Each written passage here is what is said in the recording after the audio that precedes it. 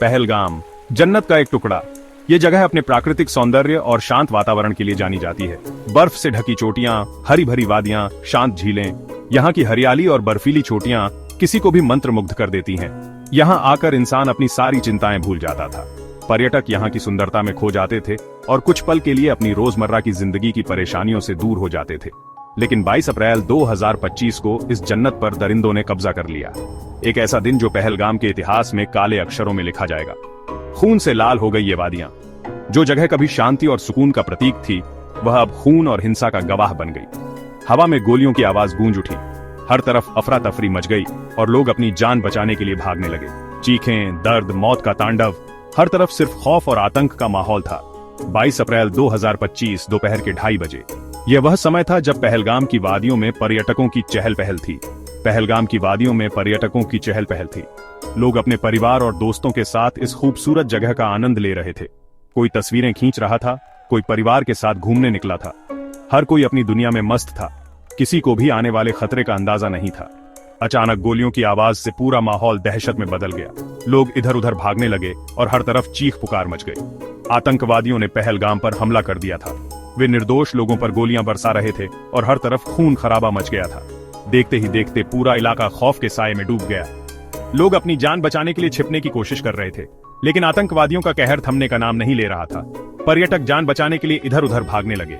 हर कोई अपनी जान बचाने के लिए किसी सुरक्षित जगह की तलाश में था, लेकिन आतंकवादियों का कहर थमने का नाम नहीं ले रहा था। गोलियों की आवाज लगातार गूंज रही थी और हर तरफ अफरा तफरी मची हुई थी।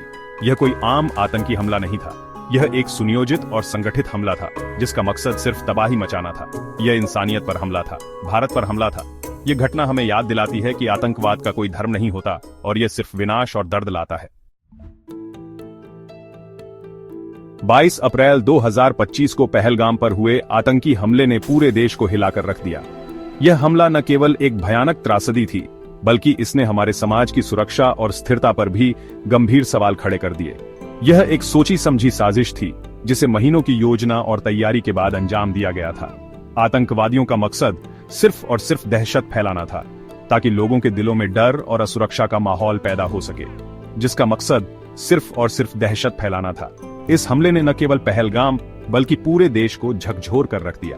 सुबह 10:30 बजे खुफिया रिपोर्टों के मुताबिक आतंकवादियों का एक समूह नियंत्रण रेखा पार करके भारतीय सीमा में घुसपैठ करने में कामयाब हो गया था। यह समूह अत्यंत प्रशिक्षित और सुसज्जित था। आतंकवादियों का एक समूह नियंत्रण रेखा पार करके भारतीय सीमा में घुसपैठ करने में कामयाब हो गया था। उनके पास AK-17 और M4 कार्बाइन जैसे घातक हथियार थे, जो उन्हें और भी खतरनाक बना रहे थे। उनके पास AK-17 और M4 कार्बाइन जैसे घातक हथियार थे।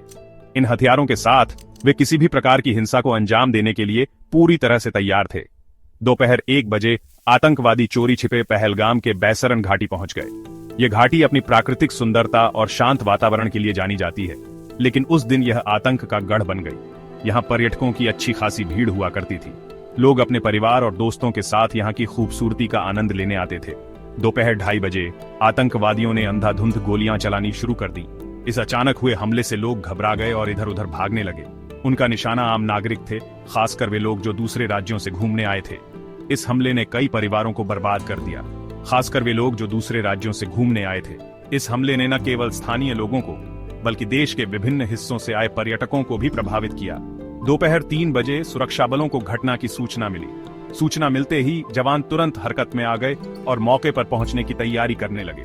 जवान तुरंत मौके पर पहुंचे और आतंकवादियों से लोहा लेना शुरू कर दिया। यह मुठभेड़ कई घंटों तक चली, जिसमें दोनों पक्षों ने अपनी पूरी ताकत झोंक दी। शाम 6 बजे तक मुठभेड़ खत्म हो चुकी थी। सुरक्षा बलों ने आतंकवादियों को मार गिराया और स्थिति को नियंत्रण में लिया, लेकिन तब तक 26 बेगुनाह लोग अपनी जान गंवा चुके थे और दर्जनों घायल हो गए थे। इस हमले ने पूरे देश को शोक में डाल दिया और दर्जनों घायल हो गए थे। अस्पतालों में घायलों का इलाज चल रहा था और हर कोई इस भयानक घटना से स्तब्ध था।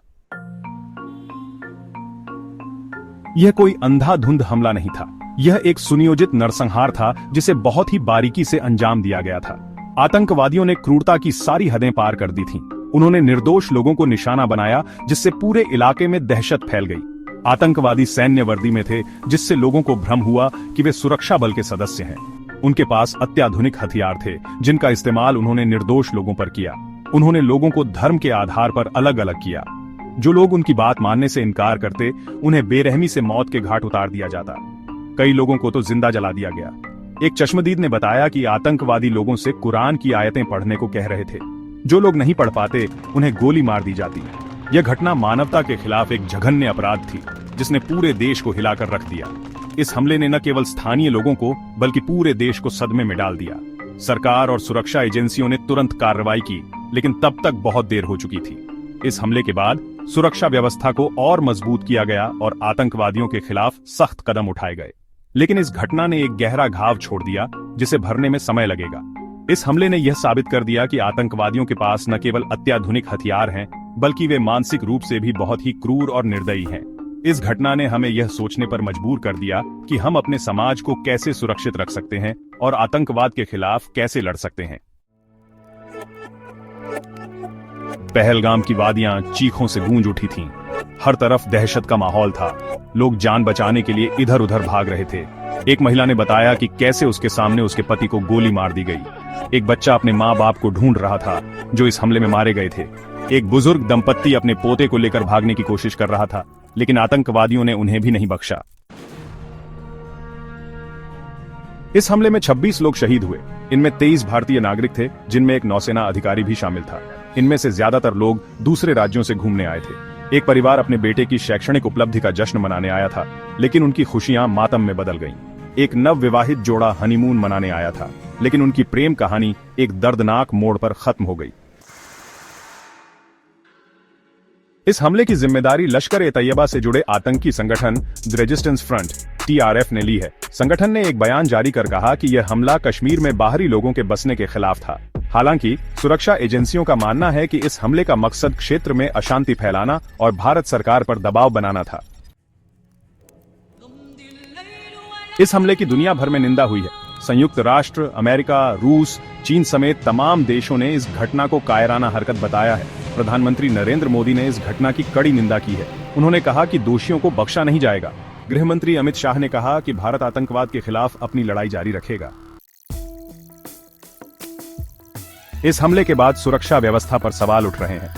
विपक्ष ने सरकार पर लापरवाही का आरोप लगाया है। सुरक्षा बलों ने इलाके में सर्च ऑपरेशन शुरू कर दिया है। आतंकवादियों की तलाश की जा रही है। सीमा पर सुरक्षा बढ़ा दी गई है। खुफिया एजेंसियों को अलर्ट पर रखा गया है। कश्मीर लंबे समय से आतंकवाद का दंश झेल रहा है। 1980 के दशक से ही यहां आतंकी गतिविधियां शुरू हो गई थीं। हजारों बेगुनाह लोग अपनी जान गंवा चुके हैं। लाखों लोग अपने घरों से बेघर हो चुके हैं। यह हमला एक बार फिर याद दिलाता है कि आतंकवाद आज भी हमारे लिए सबसे बड़ा खतरा बना हुआ है। यह हमला कायरता की निशानी है, लेकिन हम डरेंगे नहीं, हम झुकेंगे नहीं। हमें आतंकवाद के खिलाफ एकजुट होकर लड़ना होगा। हमें शहीदों के परिवारों के साथ खड़े रहना होगा। हमें यह संकल्प लेना होगा कि हम अपने देश को आतंकवाद से मुक्त कराएंगे। हम डरेंगे नहीं, हम जीतेंगे।